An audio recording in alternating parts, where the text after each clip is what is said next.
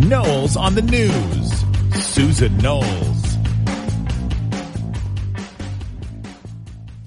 I'm sure you, just like me, were so thrilled to see that our hostages, and make no mistake about it, they were hostages that were being held captive in Iran. Those people who did nothing wrong, those innocent individuals who were there because the Iranian government wanted to use them as pawns, and they succeeded in doing just that.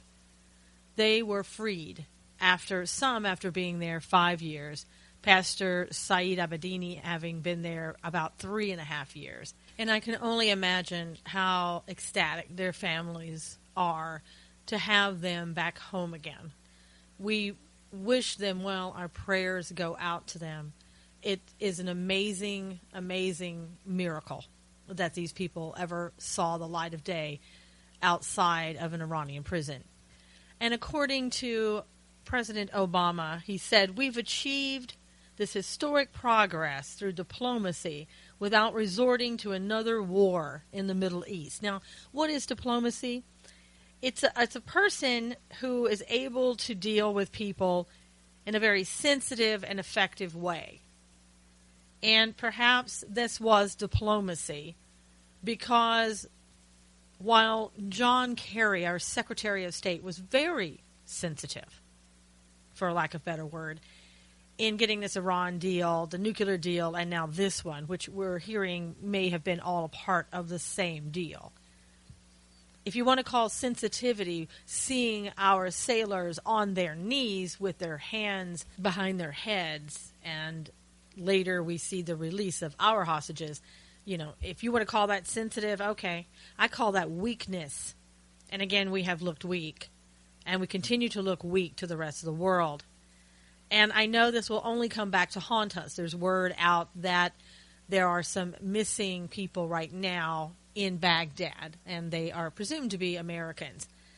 I don't know yet if this is just another country ready to get in on the diplomacy that we showed with Iran. When you're negotiating a deal, usually you get something in return. And in this case, we did get something in return, but it was far less than anything that Iran achieved out of this. Iran was given a number of people that we had being held here in the United States. It's interesting that the president went ahead and signed another executive order to grant a pardon to 3 Iranians that were charged in the United States with sanctions violations. Now, pardons, if you're going to use that word, is something that when a person is convicted of a crime, the president can basically completely turn over a conviction. But there were only charges here, to my understanding, no convictions. And at least 6 of those were U.S. Iranian citizens that we gave clemency to. And clemency really means that we reduce their penalties without completely removing the conviction. And we also withdrew international arrest notices for 14 Iranians on sanction violations.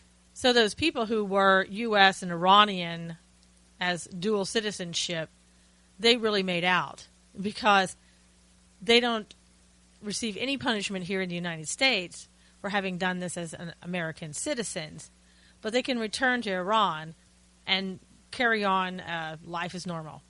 In addition, Iran gets $400 million returned to them, along with winning the Powerball. Well, almost, because they get $1.3 billion in interest since 1981, when we were holding those assets. And as those on the left would say, well, they are due that interest because those were really their assets. But they never questioned why we were holding those assets in the first place. And I watched as progressives on social media kept saying, well, the GOP, they're not happy, they're whining, and they should be happy. We're not going to war. And they gave them additional sanctions, as if the additional sanctions are going to do any good. Iraq, as you may recall, avoided sanctions and everything else for about 12 years. What are sanctions to a country that has $400 million plus $1.3 billion given to them? I can tell you what I'm really understanding out of all this is that the philosophy of destroying evil, getting rid of evil, and not dealing with evil has been replaced with coexisting. That's the new philosophy, like it or not. That's what the progressive left has taught our country, to just coexist with evil and work with evil, even though you may lose and not get what you were looking for, which, by the way, you never do when you're dealing with evil. But it helps you to avoid, and if the requirement to avoid war is coexisting and working with evil, bending over to evil, being on your knees before evil, then that's what you're expected to do these days. And Obama proudly said afterwards, "We have now cut off every single path that Iran could have used to build a bomb." No, Mr. Obama, you are wrong. There are still many paths open to a country with that much money given to them, Russia being one of them. Russia that is not under the nuclear Iran treaty that you negotiated late last year. And he also said, "This is a reminder of what can be reached when the U.S. leads with strength, wisdom, resolve, and courage." Ladies and gentlemen, the opposite is true. Anytime this president speaks, you can always rest assured that the opposite is really the truth. And this time is no exception. We were weak, we rolled over, and the whole world knows it. Until next time, this is Susan Knowles with Knowles on the News.